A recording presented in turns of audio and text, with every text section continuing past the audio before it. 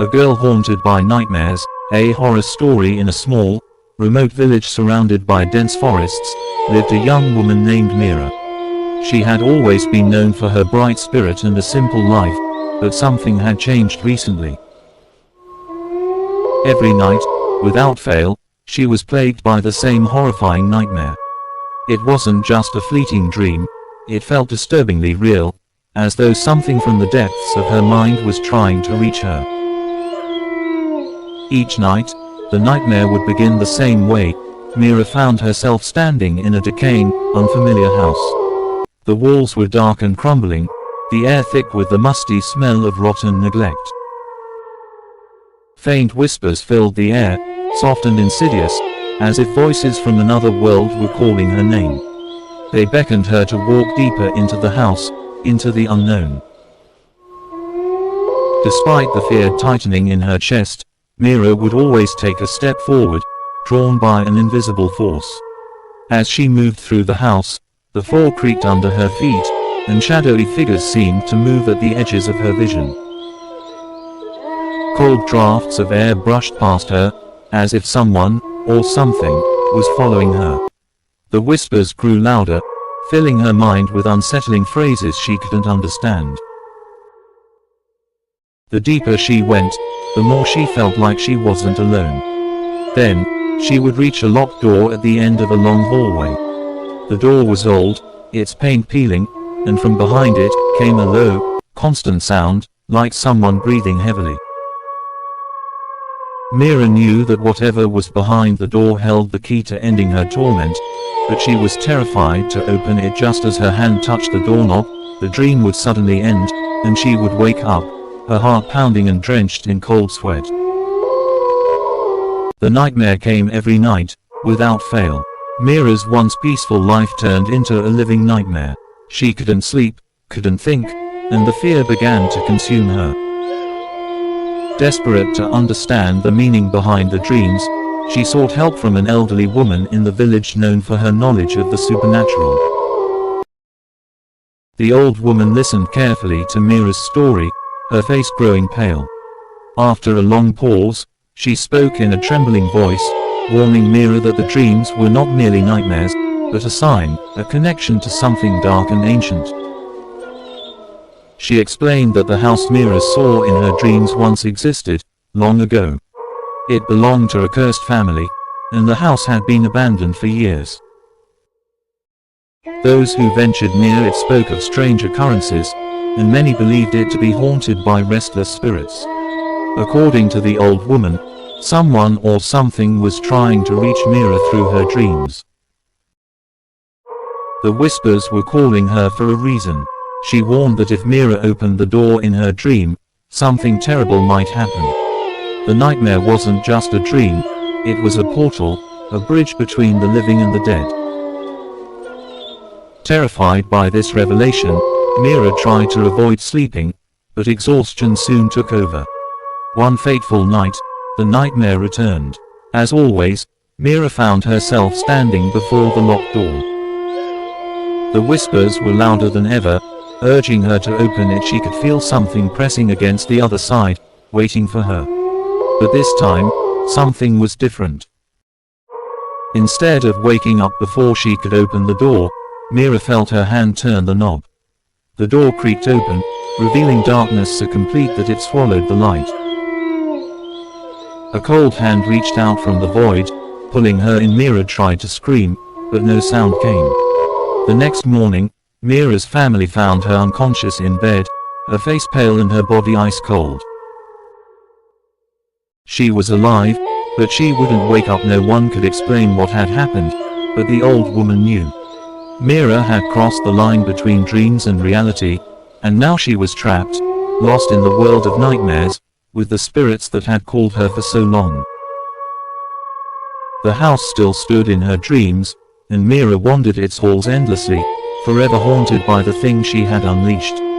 As the days turned into weeks, Mira's family grew increasingly desperate. They tried everything, doctors, prayers, rituals, but nothing could bring her back from her deep, unnatural sleep. Her body remained lifeless, almost as if she were caught in a coma, but her mind was trapped elsewhere, in a place far darker than anyone could imagine. Inside her dream, Mira wandered the endless halls of the decaying house, which seemed to stretch on forever, twisting and shifting like a living labyrinth. The whispers never stopped, echoing around her, growing louder and more sinister with each passing moment. The house was no longer just an old building. It felt alive, pulsing with a malevolent energy. The walls seemed to breathe, and shadows crawled along the floor, watching her with unseen eyes. Every corner of the house held a new horror.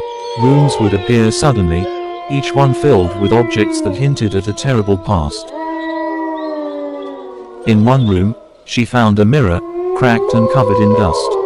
When she looked into it, she didn't see her own reflection but instead a hollow-eyed version of herself, staring back with a twisted smile, as if it were waiting for her to give up hope. The reflection whispered her name, repeating it over and over until she was forced to look away. In another room, she found an old, tattered journal lying on a wooden table. Its pages were filled with scribbled notes, written in a frantic hand, detailing strange rituals and dark magic. The entries spoke of summoning spirits and opening doors to other realms, but many of the pages were missing, torn out or too faded to read.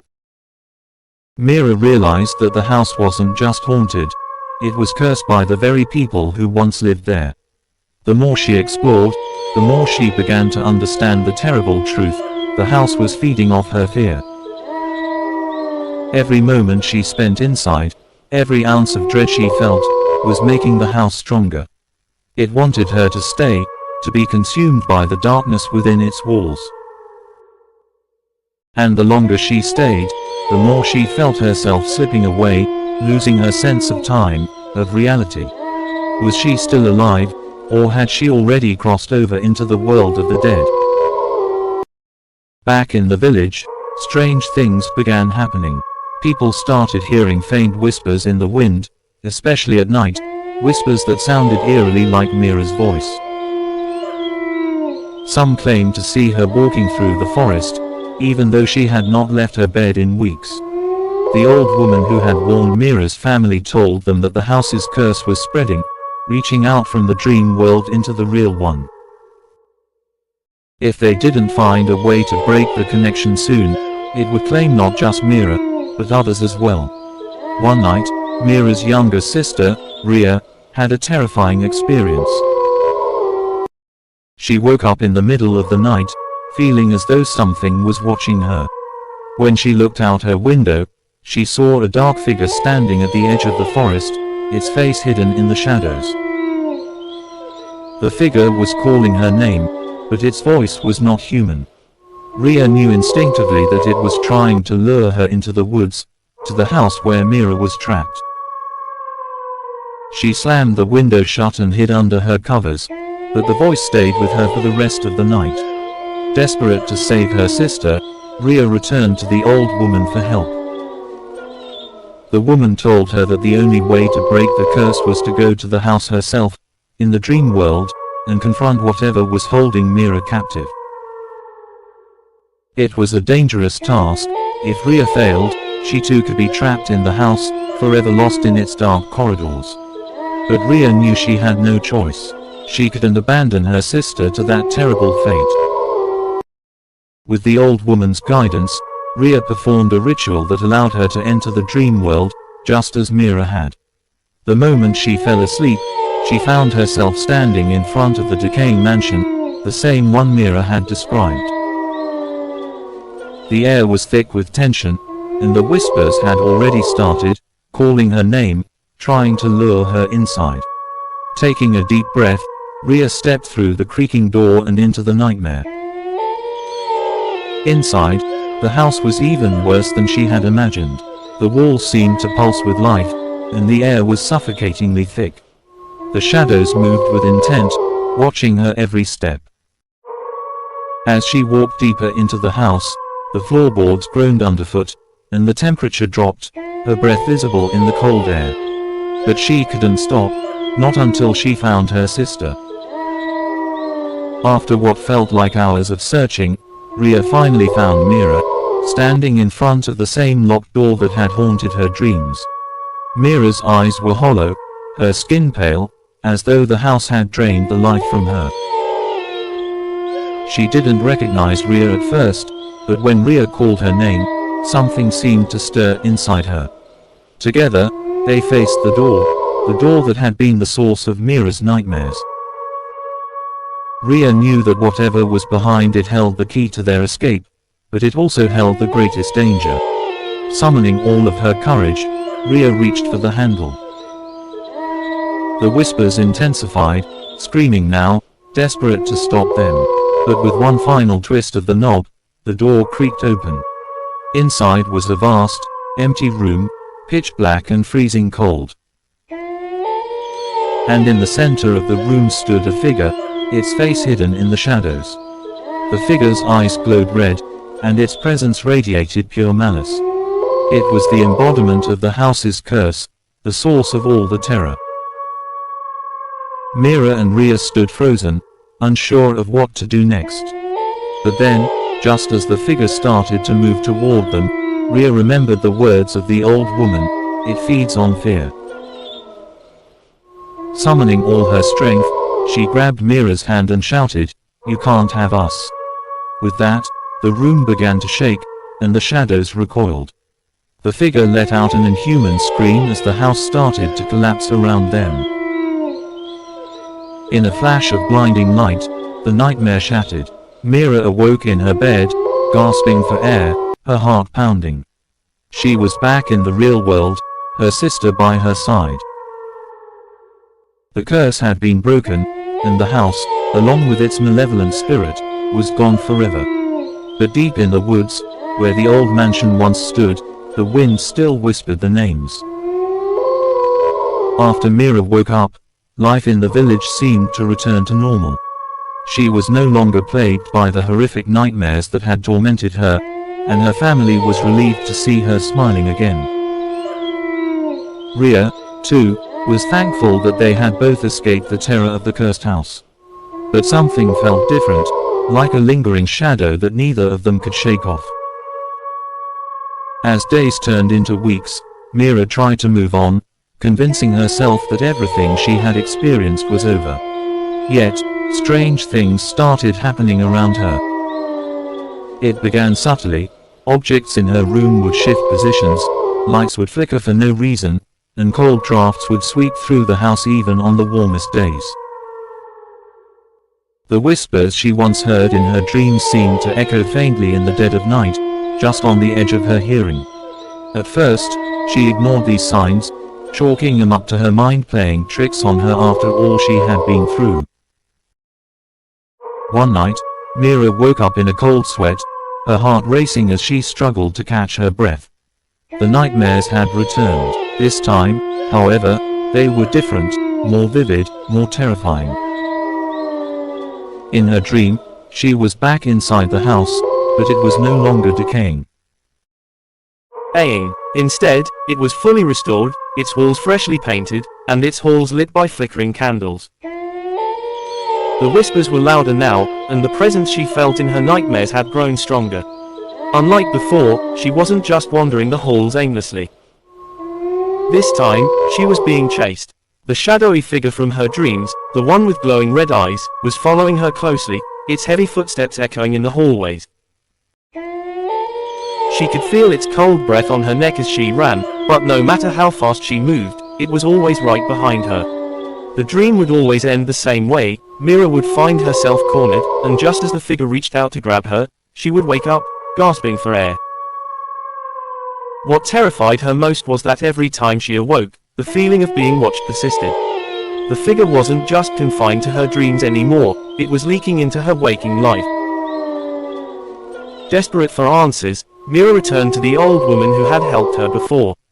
The woman listened carefully, her face growing grim as Mira described the return of the nightmares and the presence that now haunted her every step. The old woman's voice shook as she explained that while they had broken the curse tied to the house, they had not completely banished the evil that resided within it. The spirit, the dark entity that had tormented her, had latched onto Mira during her time in the dream world, and it was now feeding off her fear. "You were marked the moment you touched that door," the old woman said, her eyes clouded with worry. "It won't stop until it has what it wants." Mira was horrified. What did it want from her? Why hadn't it stopped, even after they thought they had defeated it? The old woman warned Mira that she couldn't run from this entity forever. It would continue to haunt her dreams and seep into her reality, growing stronger with each passing day. The only way to rid herself of it completely was to confront it again, but this time, not in the dream world, in the physical world. The thought of going back to the house, the real house that still stood in the dark woods, sent shivers down Mira's spine. But there was no other way. The house held the entity's power, and as long as it existed, the curse would remain tied to her. She would have to face it again, not in a dream, but in reality. Mira and Rhea, along with the old woman, set out on a cold, misty evening toward the abandoned mansion that had once only existed in Mira's dreams. As they approached, the forest grew unnaturally silent, as though even the wind and animals were too afraid to venture near. The house loomed before them, its once crumbling facade eerily restored, just like in Mira's nightmares. Armed with the old woman's ancient rituals and their own determination, Mira and Rhea stepped inside the house. The air was thick with tension, and the flickering light of their candles cast long, dancing shadows on the walls. The whispers began immediately, surrounding them, filling the space with a sense of dread. Mira's heart pounded in her chest, but she kept moving forward, determined to end this nightmare once and for all. They made their way to the same locked door that had haunted Mira for so long. This time, however, there was no need for her to open it. The door creaked open on its own, revealing the same pitch-black void she had seen in her dreams. The figure was waiting for her, standing in the darkness, its red eyes glowing with malice. The old woman began chanting in a language neither Mira nor Rhea understood, holding out a bundle of dried herbs and a small vial of something that glowed faintly in the dim light. As the chanting grew louder, the figure seemed to recoil, its form flickering like a shadow caught in the wind. But it wasn't enough. The entity was too strong, too tied to Mira's fear to be banished by the ritual alone. Mira knew what she had to do. She stepped forward, facing the entity directly, forcing herself to stare into its glowing eyes. The fear that had once paralyzed her now fueled her resolve. "You don't control me," she said, her voice trembling but firm. "I'm not afraid of you anymore." With those words, the air around them shifted. The shadows recoiled, and the whispers faded into silence. The entity's form began to dissolve, its power weakening as Mira stood her ground. The house itself seemed to groan and creak, as if it were collapsing in on itself. Finally, with one last ear-piercing screech, the entity vanished, and the oppressive weight that had hung over the house lifted. The nightmare was over. Mira and Rhea left the house for the last time, the old woman guiding them back through the now peaceful woods. The house stood silent behind them, its power broken, its curse lifted. Mira knew that the nightmares would never return, and that the entity that had haunted her was gone for good. But as they reached the edge of the forest, Mira couldn't help but glance back one last time. The house was still there, dark and silent, but somehow, in the fading light, she thought she saw a flicker of movement in one of the windows, a shadow, just for a moment, watching her as she left. And though the nightmare was over, the memory of the house, and what it had held, would stay with her forever.